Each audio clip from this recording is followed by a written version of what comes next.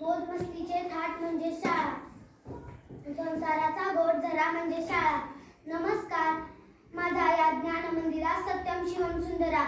मी स्वराज प्रल्हाद चरगर, मी इयत्ता 3री शिकतो. माझ्या शाळेचे नाव जिल्हा परिषद प्राथमिक